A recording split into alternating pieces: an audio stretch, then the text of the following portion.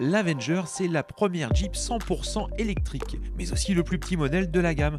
Elle fait seulement 4,08 m de long, c'est la longueur d'une Renault Zoé, pour 1,78 m de large et 1,53 m de haut. Destinée avant tout au marché européen, l'Avenger a été décidée en Italie et fabriquée en Pologne et, même si c'est une Jeep, ne sera pas vendue aux États-Unis. Elle reprend néanmoins tous les codes esthétiques des grands modèles de la marque: calandre à barrette, capot horizontal, arche de roue trapézoïdale et feu arrière intégrant le fameux bidon de carburant. Sur notre marché, cette baby Jeep sera souvent la seconde voiture de la famille, mais comme nous allons le voir, avec un bon niveau de polyvalence et des aspects pratiques. À l'intérieur, ne cherchez pas les matériaux rembourrés ou à caractère chic, il n'y en a pas.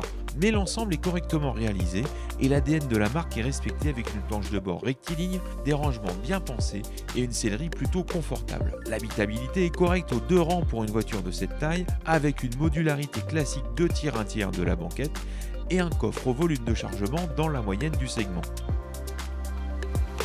Sur route, l'Avenger est une bonne surprise. Son châssis est adapté de la plateforme de la Peugeot i208 dont elle utilise également le moteur électrique et les batteries. Ces différents modes de conduite font moduler la puissance mais pas l'agrément. Les 80 chevaux du mode éco sont certes à réserver à la ville, mais la douceur induite par cette configuration bridée reste convaincante et préserve l'autonomie. En mode normal, celui qui sera le plus souvent utilisé, les 110 chevaux offerts constituent un bon compromis entre performance et consommation. En mode sport, on s'amuse davantage grâce au couple généreux et instantané du moteur électrique et les 156 chevaux sont pratiques pour doubler.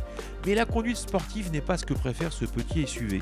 À rythme soutenu, les 340 kg de batterie logée dans le châssis entament le dynamisme. Toutefois, l'Avenger trouve le bon réglage entre confort et tenue de route, avec une lecture de route intuitive et un agrément de conduite servi par un silence de fonctionnement abouti.